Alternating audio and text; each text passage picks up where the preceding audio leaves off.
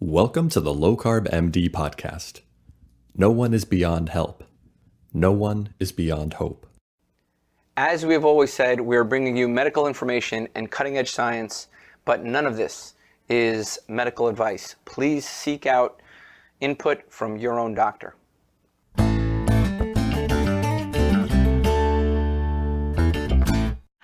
Hello and welcome to the LowCarbMD podcast. This is a real honor for myself and Tro. I know this is a person who's had a huge impact on us, and we were just musing over, in the few minutes we had before starting recording, how much of an impact this journalist has had on so many doctors, and the impact of, one of my first books was Why We Get Fat, right, and what to do about it, and all these things. And so the impact of a guy, I mean, it's not just this story about keto and low carb and all this stuff. It's a story of perseverance and putting up with a bunch of BS, man. I mean, really honestly, a good friend of mine is a master sports nutritionist, and I was looking at his previous stuff, and he put you as an example of what not to do nutritionally. And he was carb loading all the people, and his people were getting sicker and getting worse. And I say, hey, look, you got to look at this guy. Now you're an example of how to use nutrition. So in just a couple of years, you went from a villain to a hero, right? And I think for a lot of it, he actually changed what he wrote? That's what I wanted. He not only that, he changed his name's Jeff Cotterman at Tri-System Nutrition in San Diego. And he changed his entire approach based on what you're talking about, right? The low carb keto approach. And now he's having unbelievable success in disease reversal, diabetes, hypertension, obesity, and he attributes it to you now. And now it's funny because I saw his old stuff. I go, I wouldn't call this guy a quack. I'm telling you, man, I've looked at the data and I had to talk to him a lot. So it's such an honor to have you join us. Yeah, that's just nice to hear, I got to say. And it's funny, it says something about medicine. It kind of required a journalist to come in from the outside and be able, first I was lucky to have, the platforms I did, the New York Times Magazine and, the book, but a doctor couldn't do it. That you could write a diet book, but by virtue of the way the medical community works, you're always going to be, as soon as you step into the dark side, you're going to be treated like a quack. And it's a hell of an interesting experience, I have to say. Yeah, before we get started, I just want to say the personal experience and impression you've had on me. Of course, I've read all your books, starting back with Good Calories, Bad Calories. I was a 350-pound doctor, and I was trained in one of the best medical systems in the country. I scored on one of the top 10 percentile in my internal medicine board exams. And it really took for me to ignore everything I learned and go back and relearn everything, basically outlined in detail in your books. And then your work and David Ludwig's work has been absolutely critical for my own development, so much so that we're now putting out multiple case series showing the use of ketogenic diets. We've put out one case series showing the use in binge eating. We've put another case series on severe hypertriglyceridemia, triglycerides of 1,000 coming down to under 200 using low carb diets. We have a case series pending that's showing A1C reductions of 6 points from 12 to 6 with minimal weight loss in 4 months. Wow. Okay. And I just want to say that none of this would have been possible if it wasn't for people like yourself, Nina Teicholz, David Ludwig, the group at Verda and Sarah Hallberg and the like. So we have to throw in Eric Westman. Oh, absolutely. Eric Westman. Absolutely. So I want to say thank you. And I'm excited to have you here and honored to have you here. Well, and that means a lot to me. One of the great things about doing this is, well, first of all, it works. So you get to see how it changes people. Like, I'm looking at you thinking there's no way you weigh 350 pounds. It's just sort of. Yeah, there is a way. A lot of carbohydrates, a lot of sugar and fructose.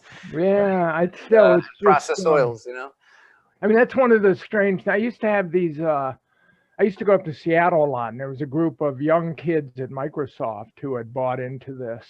And every time I went up to give a talk, they would come to the talk and I'd meet them and I'd see these kids who were like 6'2", 6'3", who weighed 170 pounds. And they looked like lean. And I couldn't, each time I met them, I could not believe that they used to weigh 270 pounds. Because, you know, when people starve themselves, when they're obese and they starve themselves and they also lose a lot of weight, but they always end up looking like formerly fat people, right?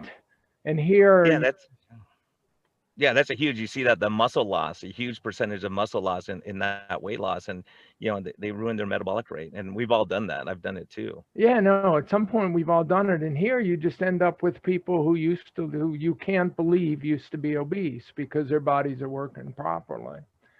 But yeah, it's thank you. Anyway, just thank you for all that. That's what I wanted to do when I wrote Good Calories, Bad Calories. I thought I'm writing it to people outside of the field of nutrition because the people inside the field aren't going to pay attention. And I'm writing it to the smart doctors out there and the smart researchers who can have an open mind. And it's, you know, people who can experiment. Like the advantage you had of being 350 is you've got a lot to learn, right? You can fix yourself. This is what I talk about in the book, The Case for Keto, this conversion experience that Malcolm Gladwell kind of made fun of in the diet book literature. But if you don't have a weight problem, and you don't have a weight problem and you know that the conventional wisdom doesn't work for you, then you have nothing to learn. There's no experience you can have other than looking at your patients, like, you know, the Eric Westmans of the world did. But for the rest of us, those who are gaining weight, and particularly, you know, you guys are, you know, when you're serious problem with obesity, then, you know, you can find what works. Yeah, and that was our advantage. We had to look because I was doing the standard of care and I'm getting fatter every time. You know, I gained 60, 70 pounds, and I'm like, what something's wrong? And then I read your book and I thought, maybe this guy's either totally nuts or there's something to this stuff. And then obviously Jason Fung and intermittent fasting and all these things that you mentioned in your book too. By the way, everyone, this is an awesome book. Thank you for an advanced copy.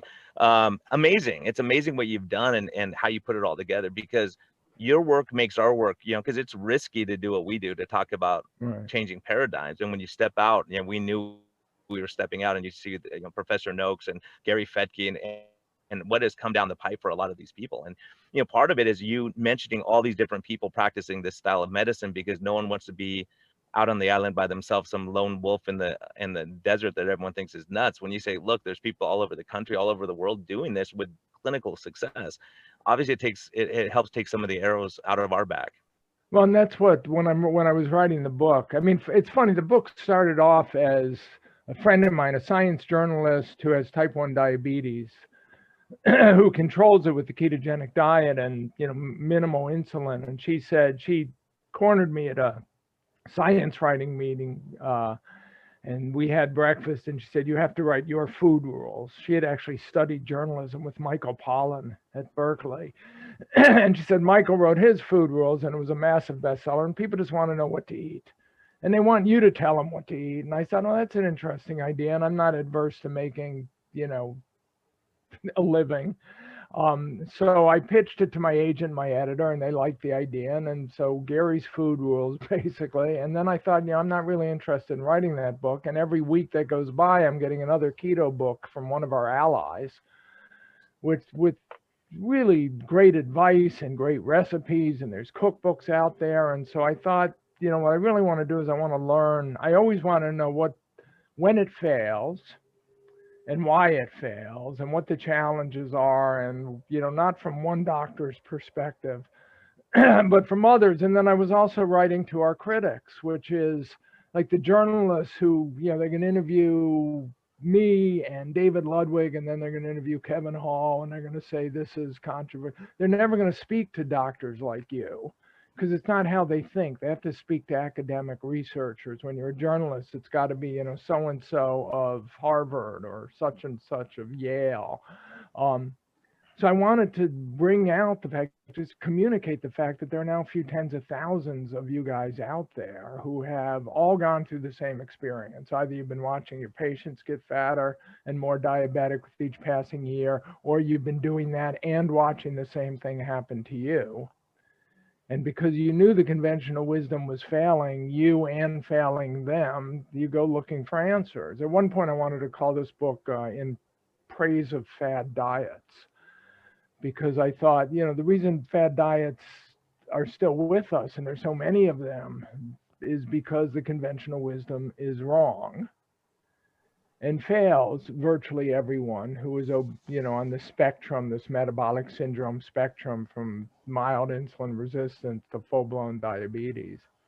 So if I could communicate that in the book, literally the case for keto, I want people who think keto is bullshit or low carb, high fat diets. Can I use that language, by the way? Yeah, Yeah, it's fine. Don't worry. I'm worse than you. I'm from New York, so You I'm can't worse. match it. We got a New Yorker here. And Yeah, Gary, I want to apologize in advance. I'm sitting in the parking lot. This is how important you are to me. I'm sitting in the parking lot. I'm out with my wife for the weekend, sitting in the parking lot of a nice winery, because I'm like, I'm not missing this. So hopefully my Wi-Fi and all this stuff on my cell phone, my cellular network holds up. If it does, I'll tell you who my carrier is. But anyways, it's such an honor for you to be here. And really, looking through your book and reading it, I was like, oh my gosh, you mentioned Dr. Unwin. You mentioned all these frontline docs that a lot of people have never heard of who are doing miraculous work. And that's what's so beautiful about what you're doing, is other docs say, well, if these guys are doing it, they seem like reasonable people, except me and Fro. Everyone else seems reasonable. Then maybe I'll look into this. And once they do, people will call me. I have docs call me all the time, go, oh my gosh, you're not getting, listen to this story, I need your advice on this. And so it's amazing once you open that door, and when people we can't unsee what we've seen. That's what a lot of us are saying, is like, you can tell me it doesn't work, but I'm seeing it work day after day. And do I trust my eyes or your opinion? And this is what, this is the ultimate thing. Because the key, as I say in the book, I have a chapter on the potential health risks of eating this way. And, we cannot say that if you switch your diet from, the conventional thinking, a Mediterranean diet, or the fruits, vegetables, whole grains, beans, legumes, mostly plants we're taught to eat, then you switch to this, that you will live longer, because we don't have that evidence. And they don't have the evidence to tell you that you should be eating their way, because it doesn't exist. But we can pretty much guarantee you'll get healthier, and it'll happen in a way that you'll experience it happening. One of my favorite learning experiences in talking to all these physicians, and over 120, and I'm sorry I missed you guys, but new people are being introduced all the time, was this from Mark Andreessen, who's I forget how to pronounce his last name. He's a South African physician working north of Vancouver in a small town outside of Vancouver. And he said, we've been taught as doctors to prescribe diets by hypothesis. So the Mediterranean diet, or the low-fat diet, or the mostly plant diet, it's all based on this hypothesis that if you eat this way, you'll live longer. And you have no idea whether the diet's working. Anything that's aimed at longevity, you don't really know if it's working, right? Because if you live to be 70, like if I have a heart attack while doing your podcast, we won't know if my diet killed me prematurely, which is what, a lot of people will claim, or if maybe I would have had the heart attack 10 years ago had I not eaten this way. There's just no way to tell. So that kind of prescription is diet by hypothesis. And the other side is say, look, go on this low carb, high fat thing, and you'll lose a significant amount of your excess weight. Your A1C will normalize, your blood pressure will normalize, your HDL will normalize, your triglycerides will normalize. You'll get healthy, and you'll feel healthier, and you'll look healthier. And that's an experience. And if it doesn't happen, then by all means, go back to eating whatever you were eating. But it's certainly worth trying.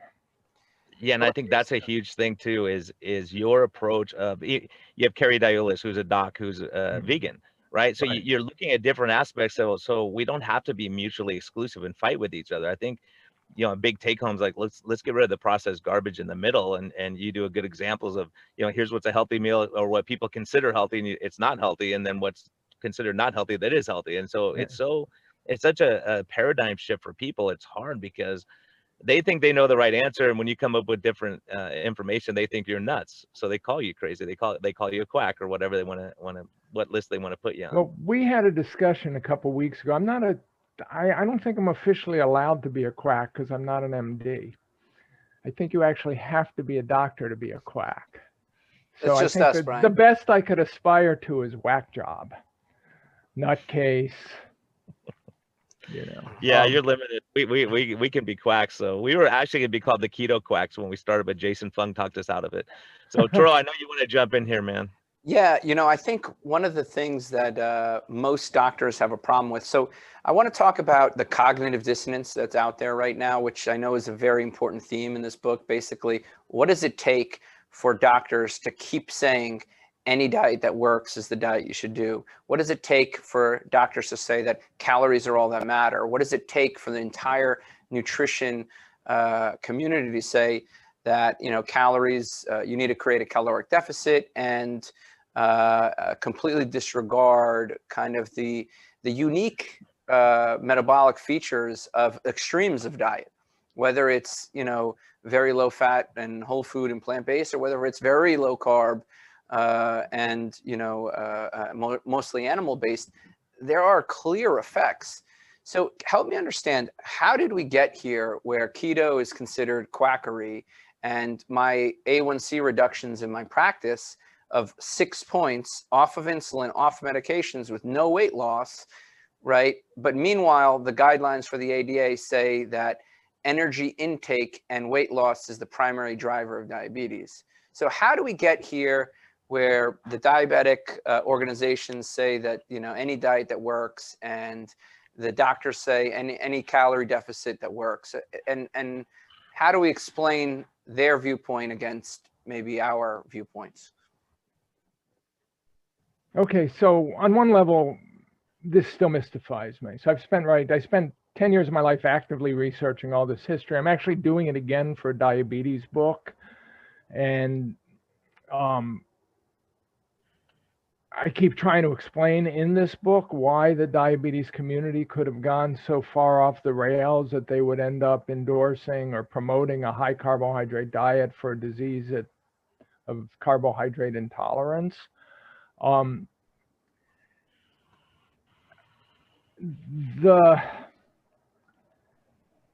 you broached this question talking about cognitive dissonance, and it's sort of I can see it happening. I could describe it happening in the literature, and I do this. So in this book, I went back and forth with the history, but until 1930, there were basically two general thoughts on obesity. So nobody was really studying the science of obesity. We didn't have researchers doing that.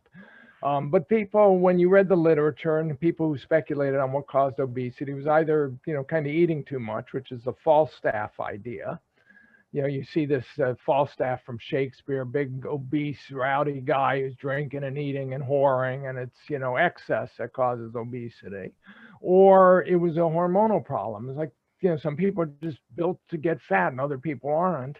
And 1930 comes along. This one researcher at the University of Michigan, Louis Newberg, does what is sort of the first experiment ever to try and disassociate calories from fat accumulation. And he says you can't do it, and therefore everyone gets fat because they take in too many calories. Completely. He gets ridiculed by the European clinicians, who have been German and Austrian researchers who have been studying this for 20, 30 years, have been taking histories of hundreds of obese patients, think they have to be genetic, it has to be hormonal. They're pointing out all the other ways that fat accumulation is hormonal. But he's the only one doing it in the US. And World War II comes along, the European community evaporates. I mean, it's almost like just bad luck after bad luck. And just before World War II, the animal experiment, they finally have an animal model of obesity. There's two groups doing it. One group is the leading neuroanatomist of the era, and he's an expert. He's at the University in Chicago. He has his own neuroanatomy institute. He's just come from studying diabetes insipidus and how that can be triggered by lesioning the part of the brain and the hypothalamus. And so they do these ventromedial hypothalamic lesions in mice. And first animal model of obesity ever. And this guy's reading the German Austrian literature, and he says, look, we lesion the mice in this part of the brain. They get obese if they eat. Sometimes they eat voraciously and get obese. Sometimes they don't eat voraciously and get obese. So maybe what we're doing with the lesion is triggering the autonomic nervous system to do something in the body to make fat accumulation. Hold on one sec while I tell my wife I do not need, well, maybe I do need it. Yeah, I might be in trouble with my wife too, Troy. Are you doing all right with yours? I might be sleeping Never in the car better. tonight. I'm not Never sure what's better. going on. Never Okay. better. I'm back. Anyway, the point is, it's just one guy in the 1930s says obesity is caused by eating too much. It's always caused by eating too much. It confirms the assumptions of the thin doctors out there, because everybody thinks, you know, if I see an obese guy sitting in a restaurant and he's got a large plate of food in front of him, that's why he's gotten fat. So now we have a theory to back it up, a prestigious, you know, researcher to back it up. And by post-World War II, it just saturates the whole field. And everybody post-World War II, that's what they learned. Obesity is always caused by eating too much, caloric imbalance. And this thermodynamics gave it logic to it. And then in the 1960s, I wrote my first book, In Good Calories, Bad Calories, or actually I originally did it as an investigation for the journal Science. You get the low fat movement comes in, and they want to blame heart disease on dietary fat. The studies never back them up, but that's their hypothesis. They fall in love with it. And if heart disease is caused by dietary fat, then you got to eat carbs. But obesity and heart disease go hand in hand. So now we have to blame obesity on dietary fat also. So it becomes a caloric thing. Well, fat is such a dense.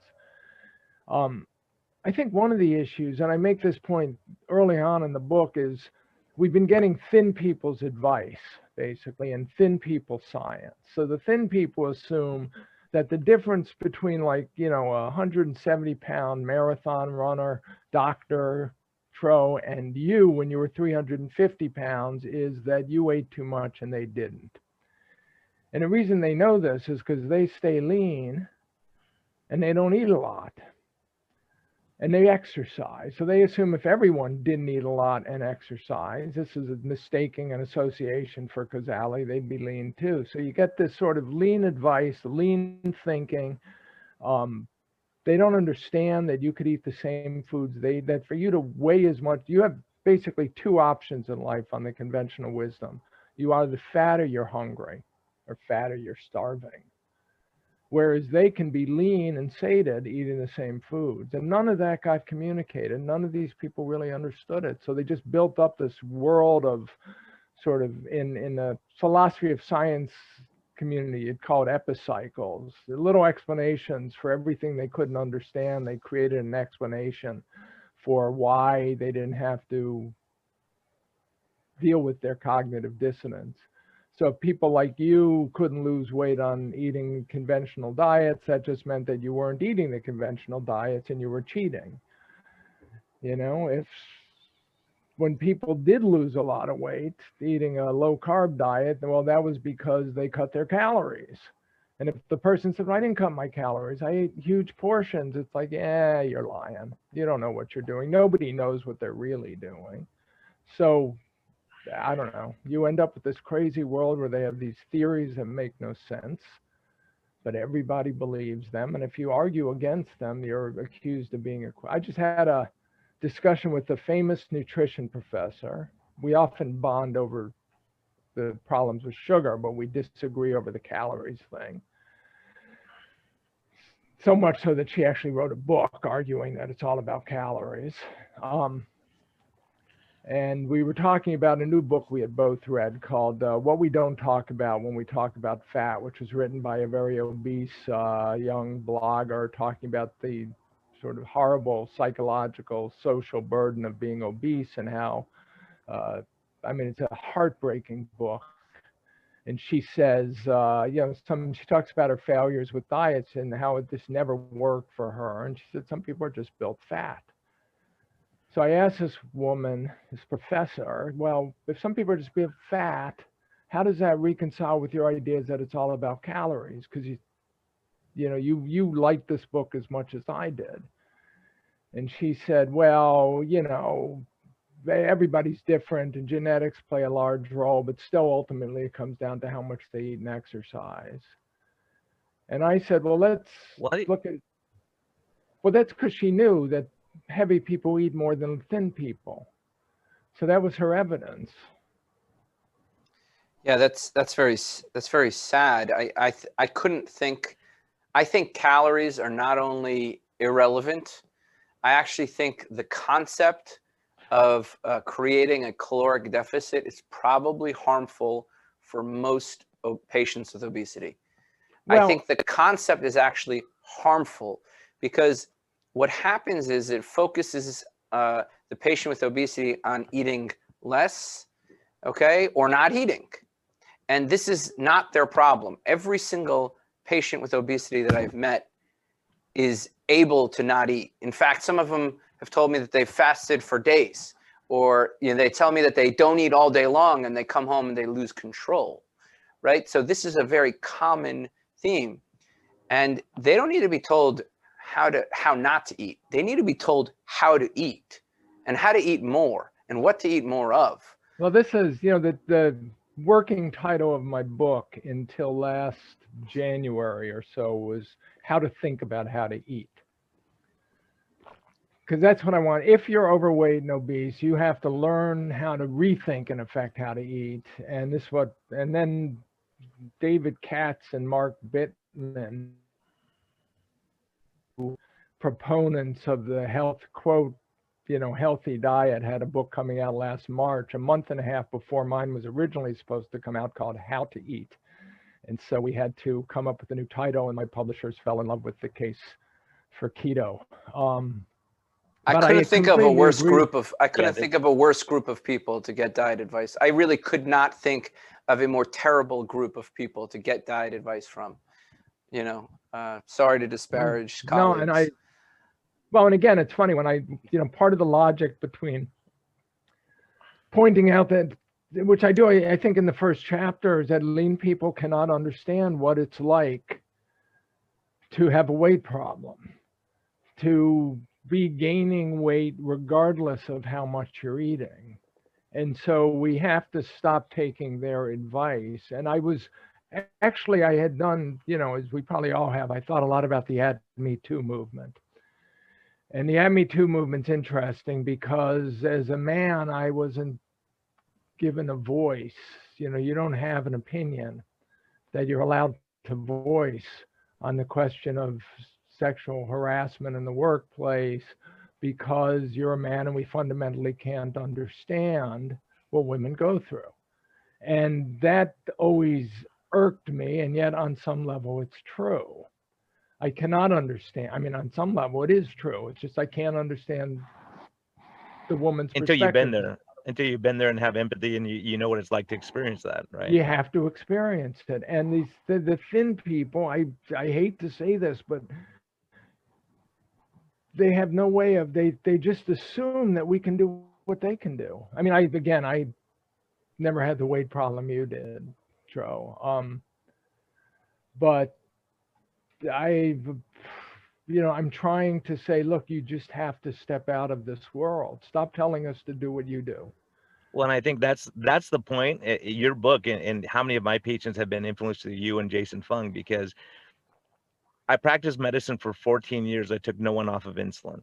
Within 6 months of low carb and keto, I took 11 people, or I had them take themselves off of insulin. I facilitated them doing that. I gave them knowledge and skills and saying, hey, look, let's see what happens. Now we have the continuous glucose monitor, which I don't know how anyone could argue against you in saying this, and with your approach, because we see the numbers, we see the data. And so when you see people's sugars go from 260 all the time, running in the 90s with no medications added, and medications taken off, you think, of course, that's the problem, right? And we're going to find, and I've seen it in patients who I put on a really good ketogenic diet, but their sugars stay high, right? In the 262 still, but they're eating a lot of fat. So they're oversupplied with energy either way. once they fast for a day or two, boom, sugars start normalized sometimes, you know. And so it's these kind of things we see, and it may be really individualized. You know, I mentioned that, so I'm working, my next new book is on diabetes, and I've been reading that literature. So everything you just said was known pre-insulin, okay? So, you know, they didn't understand insulin resistance because you couldn't measure insulin levels. So, but they knew, the doctors knew there were basically two different types of insulin. One, two different types of diabetes, one that associated with age and getting heavier, and one that was relatively benign. It was chronic and relatively benign, and that it didn't kill quickly. And the other was acute, killed quickly, and set in mostly in childhood and adolescence. They knew, and what we now call type 2s, they knew they could be controlled indefinitely on diet. Okay, and the diet was an animal diet. It's animal source products, no dairy, no milk, and green leafy vegetables. It was in effect low carb, high fat ketogenic diet, and it would clearly work for type 2 diabetics. Well, Osler was the original quack. What's Osler that? did that. Osler was the original quack. He would put people in the hospitals, cut their carbohydrate intake until they stopped eating sugar, and said, "Okay, this is the diet you should eat." Well, this is you know, a lot of, I mean, he was getting advice. Actually, the initial versions of his textbook were pretty good. I've been reading those too. They're all available now, thanks to Google Books. You don't have to spend $140 to get a first edition of Principles and Practice of Medicine. There was just a lot of different ideas, but the baseline was animal diet, green vegetables. The problem was, like I said, type 1s needed insulin. And so and then once they had insulin, Jocelyn, who was a wonderful bedside doctor who really cared about his patients, but wasn't a great scientist, and didn't have the luxury to be a good scientist, was afraid of fat in the diets. And he thought that because prior to insulin, his type 1, his young kids were dying eating high fat diets, going into diabetic ketoacidosis. He assumed it was the fat that was precipitating the diabetic ketoacidosis because that's what they were eating at the time. The fact is they would have died sooner had they not been eating those diets, but he didn't know that because he wasn't seeing it. So it's sort of, what you're experiencing has always been there in the diabetes field. And then, you get insulin, and now you're giving people carbs to balance out the insulin. The problem is always, what do you do with kids? Well, there's a lot of problems. We talked about, I mentioned the epicycles people had to come up with to explain away every huge piece of negative evidence. So one of them is nobody wants to follow a diet. That's why one of the arguments against, low carb, high fat, keto diets is they're unsustainable. And you say, how do you know they're unsustainable? Well, I don't want to do it. And then you could say to the doctor, well, you're lean and healthy and can eat carbs without getting fat and diabetic. Another one is there's no bad foods, right? You're not supposed to tell anyone that there are bad foods. That's because, and if you tell somebody there's a bad food, you'll cause an eating disorder. And an eating disorder might be not eating an entire food group like carbohydrates. So everywhere you go, and you raise that. You did a great job of raising that in your book too, even talking about artificial sweeteners and the effects of that, and also, this whole idea of restricting people too much, cutting out carbohydrates, and Mark Cucuzella, who's a great guy, great doc, and he's been on the podcast talking about that, of saying some people can have one cookie and be done, one square of chocolate and be done. The other one has one and they can't stop for a month. Yeah. Rob Ziva is a good friend of ours. Same thing. He's a carb addict, and he says, look, this is me. I'll be in the streets looking for sugar. If you give me a piece of candy, that's me. That's and I haven't experienced that, but I know people definitely have this addiction. We see it in patients every day talking about it. Well, it's when I give lectures about sugar, back when you could give lectures. And I would often describe the difference between my wife and myself. So we go out to dinner, back when you could go out to dinner. And my wife would order dessert after the meal, and she has a couple bites, and she just, you know, she pushes it away. She's done with it. And I'm virtuous, so I don't order dessert, right? Because I'm not a carb guy. I don't want to. But now I'm looking at her dessert, so I decide I'm going to have a bite, and then I have a bite. Now I've got a conversation. So that bite doesn't satisfy me. It just makes me hungrier. It's like an alcoholic. And I think the mechanism might be very similar. And I've never put this in my books, but there's a theory of, you know, it's related to the stuff Rob Lustig talks about hepatic metabolism of alcohol and carbohydrates. Anyway, once you have one bite, now I want to finish it. And I can't stop myself. As long as it's on the table, it's going to be finished. And when I give my lectures, I've asked the audience, you know, how many people are like my wife and can have one bite? And how many people are like me, in which one bite will lead to binge behavior?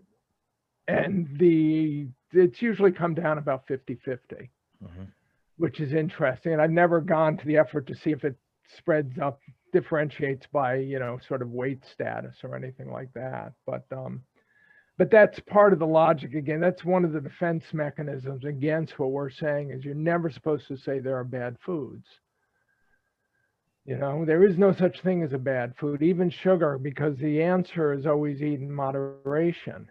And when you said, Tro, that, you know, do you think creating actively trying to create a negative energy balance is a mistake and dangerous, the words, you know, the idea that we should eat in moderation is equally bad, because you can't define moderation for people. So one of the goals of my practice over the last several years has been to systematically publish a case series to attack every bias that I see. And the first case series we worked on with Dr. Westman and Dr. Sethi was on using a ketogenic diet in people with an eating disorder, with binge eating and food addiction. So we took patients with binge eating and food addiction and we gave them a ketogenic diet. Miraculously, their symptoms got better, right? The next case series we did was severe hypertriglyceridemia. The National Lipid Association says it is contraindicated to give a high-fat diet in severe hypertriglyceridemia. Okay, that's what they say. And we literally it's going to cause heart disease. That's their logic. Well, they said it was, you know, maybe causing pancreatitis, and there are other reasons, which is not. It was based on low grade of evidence. So we published a case series showing triglycerides of 1,000 dropping within weeks to under 200. And now the next case series will be specifically targeting energy intake and weight loss. And again, it's in partnership with Dr. Westman. The goal will be we will demonstrate 3 patients, you know, who in 4 months reduce their A1C while stopping insulin and all diabetes medications, going from on average 12 A1C to on average 6.4, with 8 pounds of weight loss only. 8 pounds of weight loss. So we are going to challenge all of these, you know, cycles that you're talking about. Well, the problem will be, and it's funny, now how do you get the authorities to not ignore what you've written?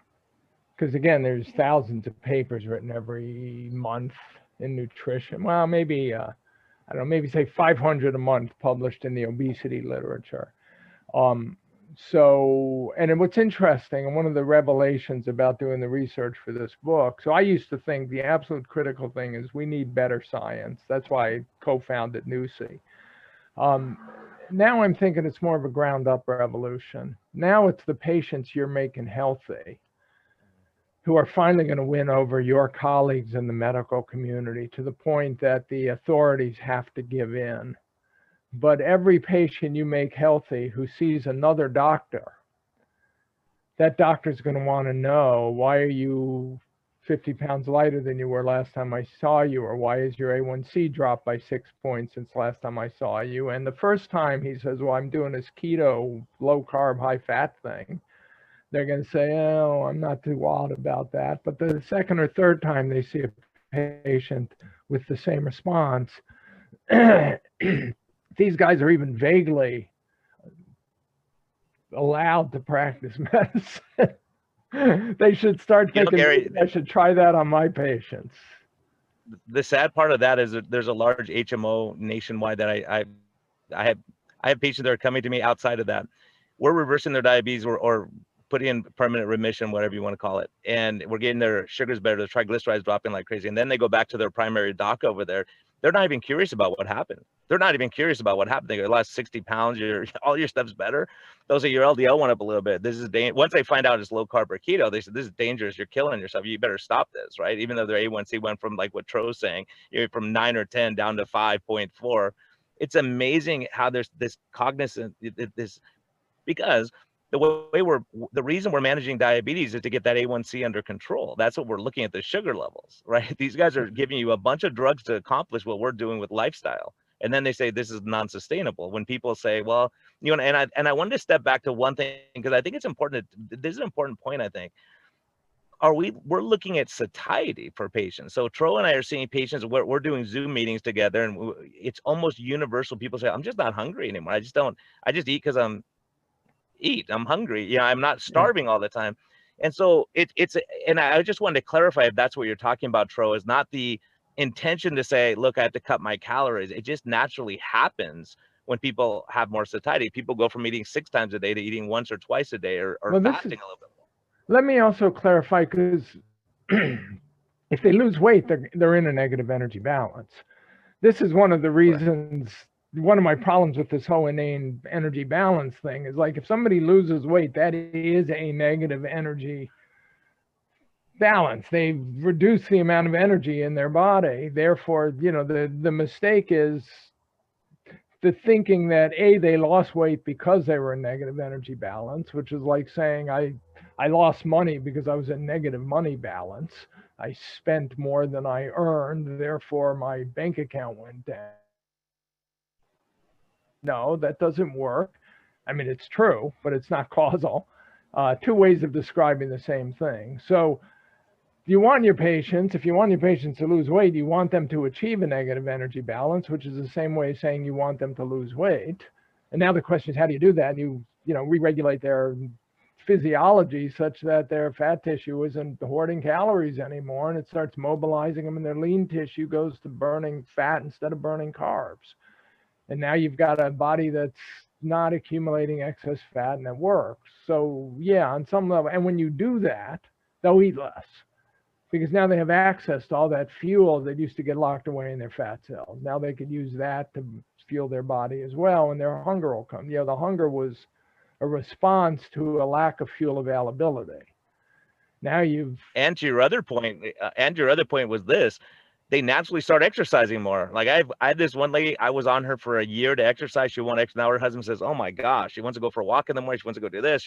She's so, because she feels better, and her energy's, I mean, she's feeling great, and she's seeing the results too. So it's not that you're forcing yourself to exercise to lose weight. It's that because she's got herself metabolically healthier, she has a desire to do these things. She didn't want to go for a walk before because it was too toxic. She has the energy to burn, literally the energy to burn. So she, like I said, reading this literature the first time for good calories, bad calories was revelatory, because you go back pre-1960s, the physicians, the physiologists would talk about the impulse to physical activity. So you make enough energy available, the body wants to burn it off. So one way it can burn it off is through, increasing heat generation. So that's why when you have often a high protein meal, like a big steak, you might start sweating afterwards, because your body is, you're generating a dietary induced thermogenesis. But another way to burn it off is physical activity. So what appears to be a conscious decision to want to go for a walk or go for a workout is actually your body signaling your brain that this is the natural thing to do to help burn off this excess energy, which it doesn't want to store as fat, because we've now re-regulated the fat tissue by keeping insulin levels low.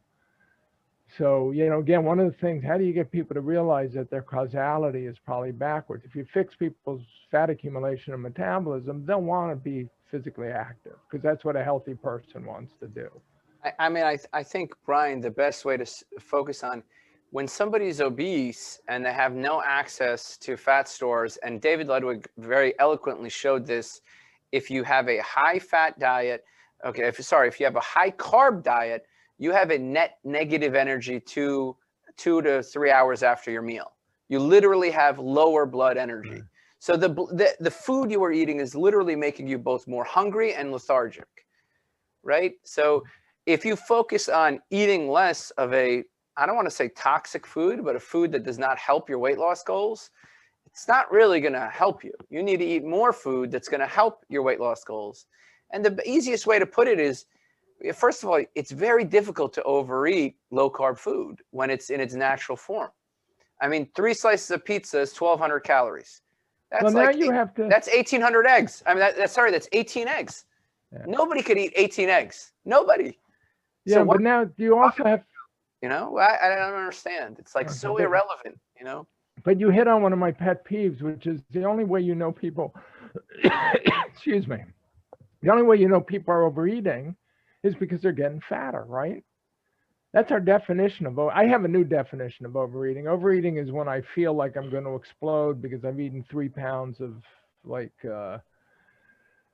the ribs that a friend of mine dropped off today because he waited in line for 2 hours at this new Oakland barbecue place called Horn Barbecue. And literally he got there at 9:30 and he dropped the ribs off to me at noon. I can overeat those, but they're not, and I know I've overeaten because I know I've continued to eat for about, 1,000 calories after I was seriously full, but it doesn't make me fatter. So that's a different phenomena. But you're right, It's hard to eat. It's easy to eat 1,200 calories of carbs, or it is for people our size. I could do that with steak though, effortlessly. So even there, the discussion kind of breaks down. Eggs are more difficult. You're right, at 80 calories an egg, I am not going to eat a dozen eggs. I could. Yeah, I've met very few people who can eat that much. And even if you could, the question becomes is how hungry do you get later? So let's just compare, like how long does it take you to eat cold pizza after you ate that? And the cold pizza actually tastes better for some reason 3 hours after you ate the pizza.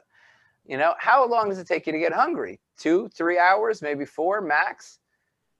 12 eggs later or 16 eggs later, you won't be hungry. Chinese food versus steak, right? I mean, there's no question about who's going to be hungry sooner. And then, like you talked about, Tro, is that energy balance where you're spiking your sugar way high. Like your case of the lady who was getting hypoglycemic all the time. You put her on a low carb diet, you take her sugar away, and then she stops getting hypoglycemic, right? It's the opposite of what people think. They go, oh, we'll put more sugar in that system. Well, and then, the whole thing with our type 1s and type 2s, everyone's afraid of hypoglycemia. So instead of getting rid of the insulin they're giving the person or tapering that down, they're giving them more sugar so they don't get low sugar from the insulin. It's insane thinking. It isn't. And although, like I said, when you go back and read the history, you get to see how it evolved. So, hypoglycemia didn't exist until insulin was discovered. Banting and Best in Toronto are testing insulin on their dogs, and they create they put the dog into like hypoglycemic shock, and it's like, whoa, this is fascinating, and the dog starts sweating and trembling, and so as soon as you give insulin, you got to give carbs to balance it to prevent hypoglycemia. If you don't give the insulin or you minimize the insulin on the type 1s, and then on top of that, if you've got a type 1 whose body is running on ketones, and this is what George Cahill showed back in the 1960s with his studies at Harvard, we don't know how low their blood sugar can go because their brain isn't depending on glucose for fuel. So, the numbers, and when you talk to type 1s, and I've been interviewing type 1 physicians on ketogenic diets, they're aware when their blood sugar is getting low, but they're able to function and make conscious decisions at blood sugar levels of 50, maybe even 40. And this is completely in line with what Cahill showed in his fasting studies, that as long as your body is running on ketones and low blood sugar isn't that big of a deal. in Cahill, if he injected them with insulin to give them hypoglycemia, and they were asymptomatic, right? What they were running in Yeah. the 20s and 30s. I think Jason Fung and I talked about that. It's pretty remarkable. It's amazing. Like no one could do that. No one would want to do that now, but it did prove a point. I wouldn't want to be a subject in that study, but it proved a point. You know, we're afraid of that. So hey, Yeah. Troy, And what's interesting, oh, go you ahead. know, even the term intermittent fasting existed back in the 1910s and 1920s, and you read the diabetes literature, the therapies, all the different, you know, the Germans, how they treated it, the Austrians, the French, the Americans, the Brits. Everybody used intermittent fasting for diabetes. It's like take a day off, rest the pancreas, or take a half a day off. It was sort of built into the therapy. And then the community in general decided our patients don't want to do anything but take our drugs, so let's just give them our drugs. And then when they get side effects of the bad control that they're getting and the drugs, let's give them more drugs. So now we have, you know, high blood pressure to go with high blood sugar. So let's develop drugs for high blood pressure. Now we've got, you know, kidney failure because of this. So let's develop dialysis machines. It's like this is what doctors do. Now you have swelling in your feet. We give you a water pill. You get, you know, we have all these meds for side effects of the meds we've given you for something you don't even need anymore half the time. Yeah. I mean, to me, that's life. Like the process of getting older is basically dealing with the side effects of the shit you did when you were younger, and then the medications you took for the shit you did when you were younger. And then when you get older, you have to deal with the side effects of that. But in type 2 diabetes and obesity, that's just magnified by like factor, you know, orders of magnitude worse. Hey, Tro, we have to have the smart people ask some questions so we don't get yelled at. We have some great Patreon supporters and patrons of ours who are joining us. So you have the master here, guys. Ask away. Tro, you could be the interpreter, man. Yeah, we have a live audience of about, I don't know, 40, 50 people here. And certainly when the podcast goes live, we have a viewership of about 20, 30,000 per episode. I think we're at like, I don't know, 50, a couple million, 2-3 million, sorry, total. But guys, the questions are now open. So we're going to field some questions. I'm going to do an ad. Have I ever done an ad before, Tro? The Case for Keto. This is an awesome book. Everyone should have. I'm going to have tons of copies at my office for my patients. Everyone's going to read this book, you know, because then they know I'm not just nuts out here by myself talking about this stuff. I think that we're in good company with great docs and great scientists and clinicians and authors here. So, you know, I think people really, I mean, I'm telling you, there's tons of stuff that I was like, oh, that's kind of an interesting, you're talking about uric acid changes when you first do keto. You're talking about, you know, artificial sweeteners, are they good or bad? Is it a methadone of sugar? And so there's a lot of excellent points that are questions I get asked all the time. So your book will help me not to have to answer so many questions. And I might even answering them right after reading your book. Well, there's the other reason I like to say, the other reason I wrote that is so for physicians to give to their colleagues, you know, because everyone thinks, oh, this keto stuff, I mean, they're sort of, there are two groups of two populations we know about. They're the people who tried it and it works. I'm going to say you know, the people who tried it, it works for them and their patients and they become converts. There's the people who tried it and it doesn't work. And if they did it right and it doesn't work, I don't know how big that population is. That's where you need a clinical trial. You don't know what the failure rate is for successful compliance to the disorder. And then you've got all the people who just think it's a fad diet and it's a fringe and they invoke all these excuses. Nobody wants to go on keto. They can do a Mediterranean diet. It'll work just as well and it'll be sustainable because it's got grains in it. You know, I don't want to tell anyone that there are bad foods. So blah, blah, blah. So those people need to know what we're seeing. You know, when you use the phrase unsee, I can't unsee what I've witnessed. And I talk about that phrase in the book because I heard it all the time from these doctors. I can't go back to the conventional wisdom because what I've seen has changed my life and my patients' lives. And that's what we went to medicine for. That's what we came here for this. Like, you know, I was just telling Tro, I have another podcast. I have a guy, his sugar was 600 in the hospital because of steroids, prednisone. And now he's losing weight. His whole life changed. You know, everything about his life changed for listening to Two Guys Knucklehead podcast because we read your book and listened to what you were saying. it's amazing the ripple effect of the impact, you know, and it's just remarkable. And I know Chris is listening. You changed his life significantly. He does a lot of our editing and you know, retweets us and does all that kind of stuff. And it's just amazing. Chris Cornell, his whole life. I mean, you look at this guy, he's another one like Troy. You go, this guy ever had a weight problem? I mean, when I see his old pictures, it's shocking. So anyways, we have a lot of good people that you've influenced. So I want to bring in, we got a couple people who have asked questions, and we'll see if we can actually bring them in, and maybe we can make this a little bit more fun.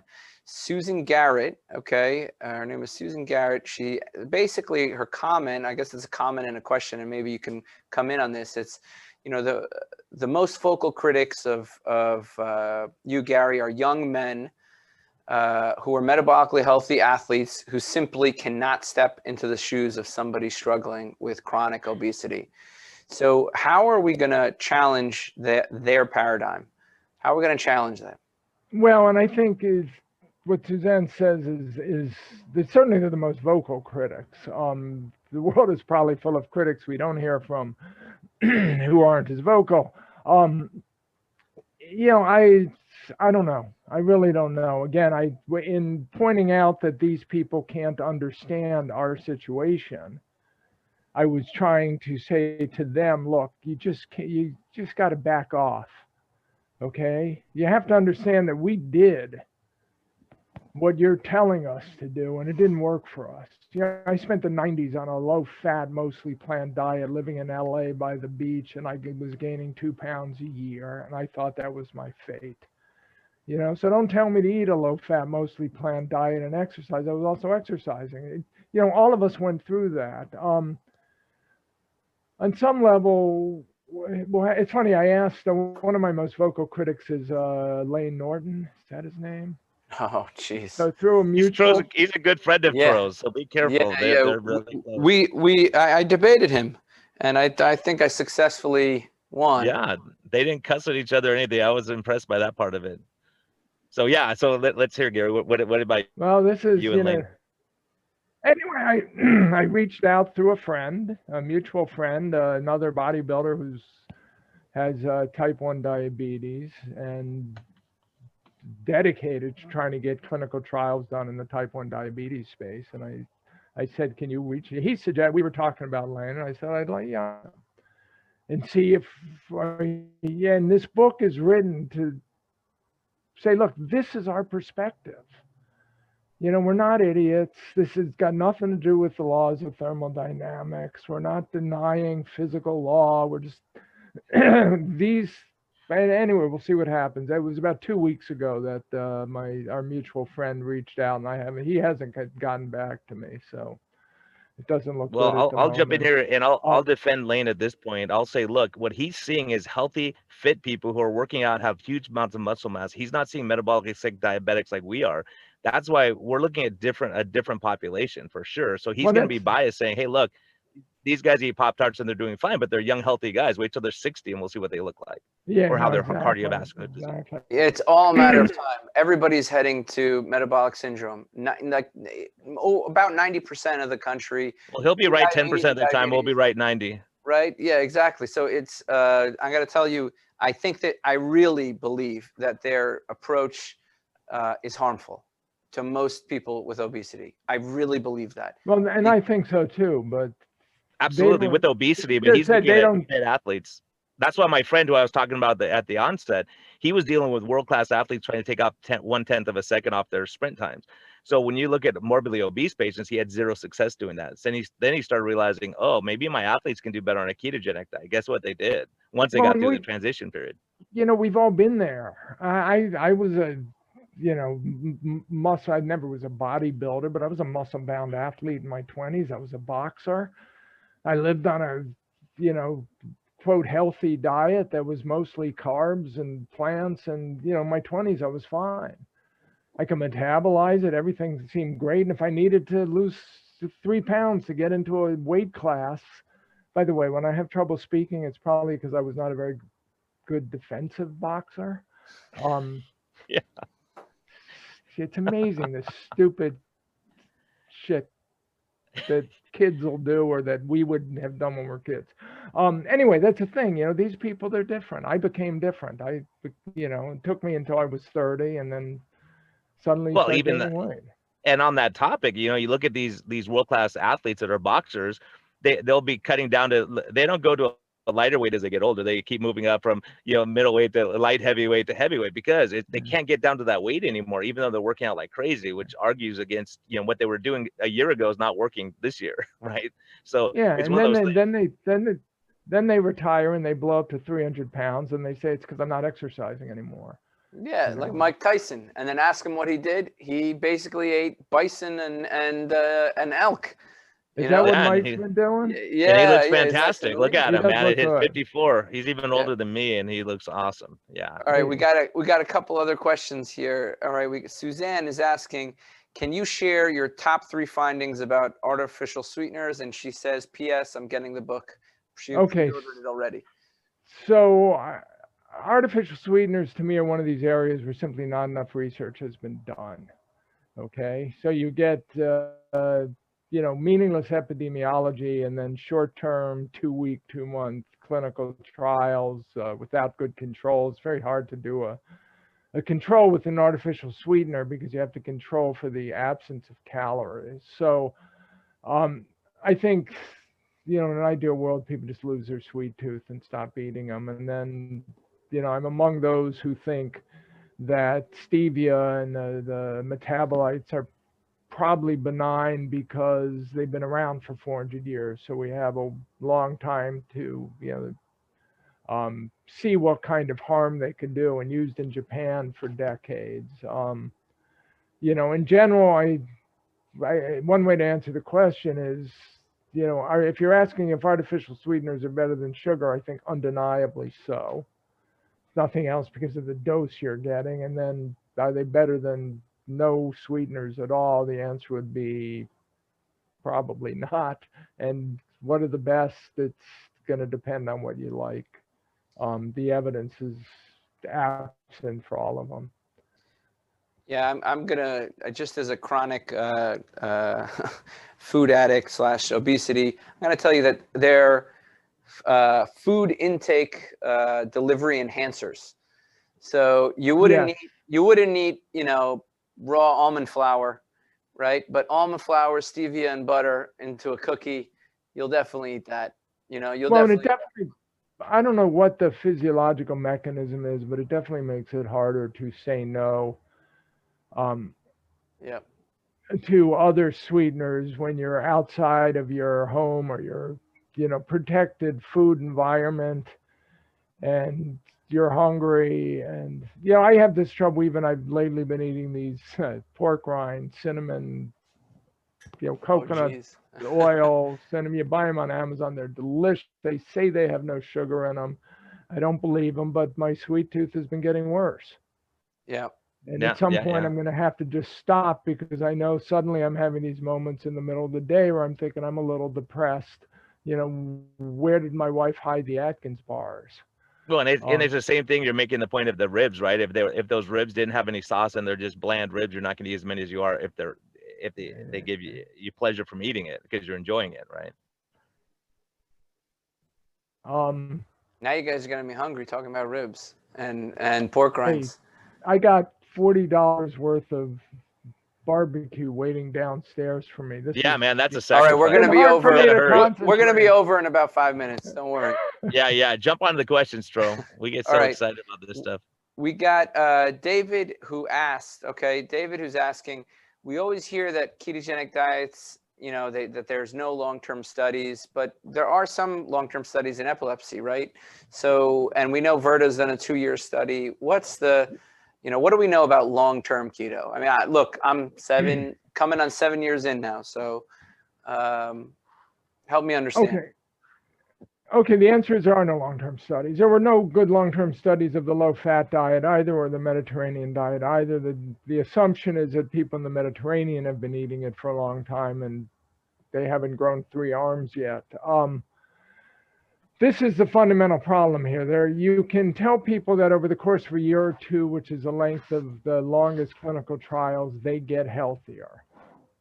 So you more or less rigidly abstain from carbohydrates and replace that with sort of naturally occurring fats, you will get healthier over the course of 2 years. And the clinical trials suggest that. The problem is that over the longer term, when you look at timescales of 20 years, which you could do with observational epidemiology, however, without any causality. So a lot of the pushback comes from when in an observational study you compare, you get a cohort of a population like 130,000 nurses in the famous Nurses' Health Study. You ask them what they're eating. You establish that they're all mostly healthy. Nobody seems to be dying of cancer or recently had a heart attack. And then you follow them forward in time, and then you could come back to them 10, 20, 30 years into the future, see who got sick and who didn't, and then compare what they ate. And what you'll find in those populations is the people who ate mostly plants were healthier than the people who didn't. Now, the people who ate mostly plants did a whole lot of things different. Like I've always bet, if you studied these cars, you'd find out that the longest living population drove Volvos, right? And you would never assume that the Volvo reduced their risk of heart attacks or cancer. But if the longest living population, which was health conscious, also ate mostly plants, because that's what their doctors told them to do, you assume that the plants made them live longer. So these studies are fatally flawed, but that's what drives the pushback against this diet.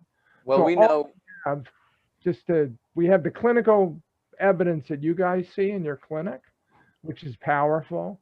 And we have the fact that randomized controlled trials of a year or two, and that's more than anyone else has for any other pattern of eating. That's the key. We also know that those who live longer actually lie more about their age, don't have birth certificates, and more likely to be tax cheats, FYI. So the blue zones have a lot of explaining to do when it comes to tax records don't lie. So tax records don't lie, but birth certificates don't lie. So, I don't know if you guys have seen that. The implications of that are people who said they were older than they were, which is how these blue zones basically came to the data they did. Well, we know that they're more likely to not have any standard birth certificate. So probably to get Social Security benefits at a younger age. It's not only that. I would love to have the time to do a real investigative piece on the blue zones, because there are at least 2 blue zones that are described as eating classic blue zone, mostly plant diets that don't. I recently interviewed a physician, a researcher in Sardinia who has type 1 diabetes, and Sardinia is a blue zone, and they lived on cattle. But it's not described. There's no, it's sort of, not they didn't live on it, but they had a vibrant cattle industry. So anyway, there's a lot of terrible science out there. Some of it from our side of the fence as well, which is one of the things we always have to be alert for. Exactly. Yeah. We want good science no matter what. Even again, then we learn from it. That's the only way we're going to learn, is having contradictory ideas and experience. Hey guys, I'm going to let the IQ of this podcast go up a bit. I have to take off. And Gary, you're a genius, and I'm very indebted to you, and thank you for the impact you've had on me and my practice in medicine. But my wife's cuter than you, and she's been waiting for me a long time, so I told her I would limit my exposure here. But I have the advantage that when she falls asleep, I can listen to the end of this because I have access. So hey, everyone, Patreon supporters, thanks for joining us. Tro, I'm gonna leave it in your we'll ask a couple more Gary, questions. thank you very much. Sincerely, I appreciate you coming on. Thank you, Brian. We'll ask a couple more questions, and then we'll part ways. If you got a minute or two, Gary, we got a lot of people asking a lot of questions.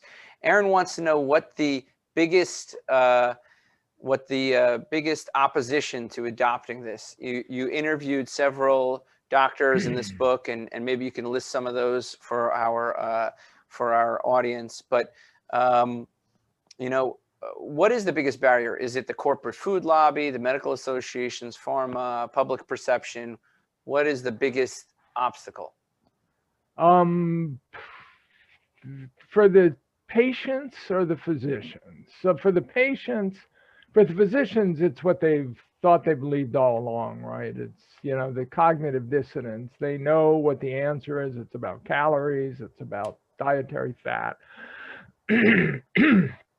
What's interesting is if the physicians actually tell them to do it. Remember, up until 10 years ago, 15 years ago, if you wanted to do this, you had to read a fad diet book, right? So you read Atkins and went on Atkins by yourself, or South Beach, or Protein Power, or Sugar Busters, and you had to keep that from your doctor because your doctor would, talk you out of it because you were killing yourself.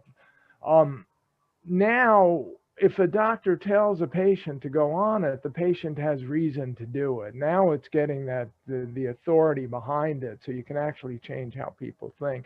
The physicians I interviewed, and again, there are about 120 for this book. I have a list at the end of the book. For those people who want to know, they can go to the list. I could read it, but it would take a while.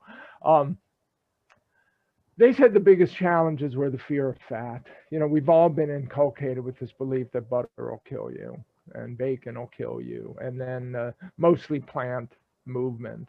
So people, they think the healthiest way to eat is a mostly plant diet, and they think the healthiest way to eat is, a low-fat diet, and they believe they should be avoiding fat and red meat. And so they have to get over that on some level. And you can do these. You can eat a low carb, high fat, ketogenic diet without, as a vegan. There are vegan Facebook groups now, probably with, I don't know, last I looked, 50,000 members. You can do it easily relatively easily as a vegetarian. But the biggest challenge to people is being able to believe that they can eat eggs for breakfast and not kill themselves, and eat meat and not kill themselves. And it's just, we've been brainwashed. And to this day, I've now been doing this for 20 years, and still when I have eggs and butter and bacon, I'm waiting for the heart attack, as are my critics. You may want to consider a calcium score. I thought about, I really do. I have to do it at some point, because another issue we didn't talk about is LDL and LDL particle size. And as of my last lipid test, which was about 5 years ago, I had elevated LDL and a high LDL particle number. Everything else, and I talk about this in the book. I have friends who I respect who would put me on a statin. Can I'm gonna. Yeah, go ahead. I'm sorry. Again, remember we mentioned the book was originally called How to Think About How to Eat. So I wanted to give, you go on this diet, everything improves. The VERTA evidence shows 22 out of 26 risk factors improving on nutritional ketosis compared to the baseline. And now your LDL's gone up, or your LDL particle number. And David Feldman, who you might have had on the show, may be right in his theory. It's, it's interesting that you mentioned that the fourth case series that we're working on, and it's both of these two that I mentioned that are coming to completion.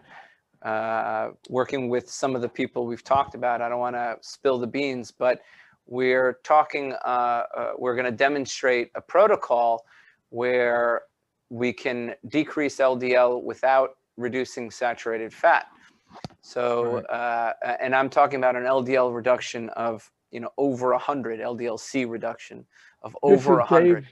Dave's protocol from his. Dave is part of it. It's not exactly his protocol, but his influence will be seen in the paper. So, so a lot of things, interesting things coming. I guess we're gonna go, finish off with one last question. I know we're coming on the time here. We'll see if we could squeeze in two, maybe make them a little bit quicker.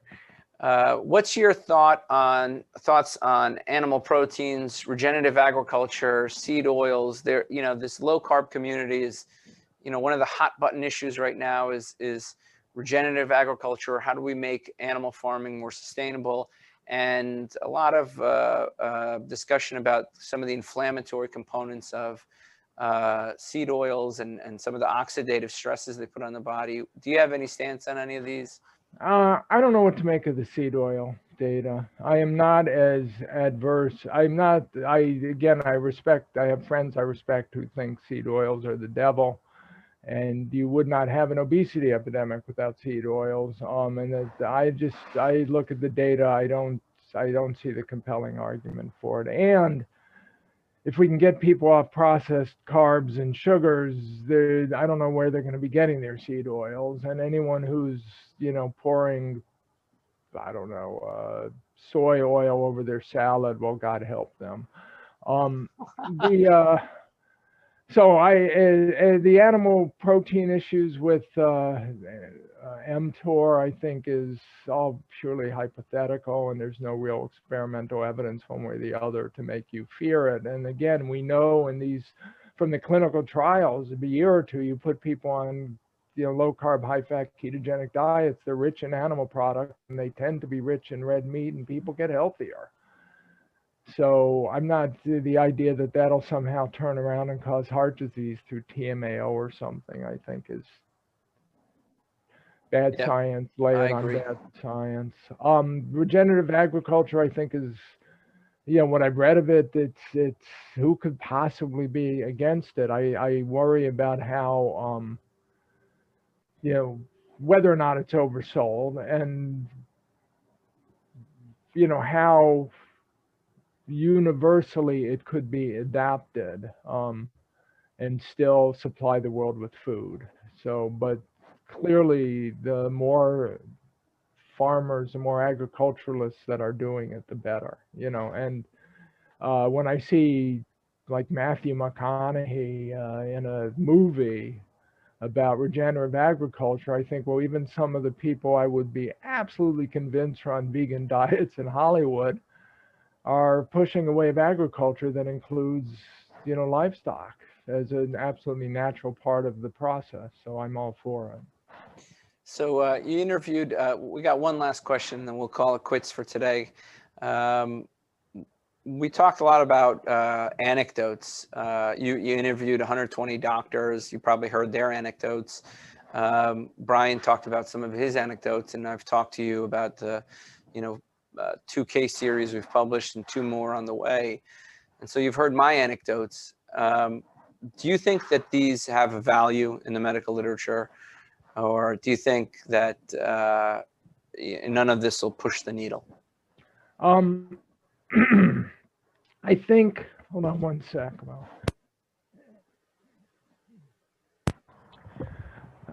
It's one of the misconceptions that I'm trying to clarify in this book. I'm trying to do a lot, but science begins with observations. So these aren't anecdotes, they're observations, right? So you have a hypothesis, 2 hypotheses. People get fat because they eat too much, and they get heart disease because they get dietary fat. And then you observe in your clinic or with yourself the opposite happening. Actually, you can't tell with the heart disease, but you observe that you could, so the clinical experience is the basis of all medicine. Eventually, it starts with clinical experience. The problem is it's hard to, what you're calling anecdotes, and I'm calling your clinical, what you're seeing in your clinic, what happened to you, is real and undeniable and has to be understood. And the main reason it has to be understood is because completely contrary to everything that we've been told and did in the medical community. Now, one of the ways you understand it is by it generates hypotheses that this will happen to everyone, and that everyone who does what you did will be healthier, and that there won't be, more side effects than benefits. So that this is a good thing for people to do, and that it's better than, say, embracing a vegetarian diet or a vegan diet or a Mediterranean diet. All those things need clinical trials. But science begins with observation. And what the observations are undeniable at this point. And the more of them you have, the more undeniable they'll become, even to the medical establishment. They may say, ultimately, we need clinical trials. And we'll say, well, you didn't have the clinical trials for your other diets. You don't have the clinical trials for the Mediterranean diet. You've got one terribly controlled Spanish diet, study.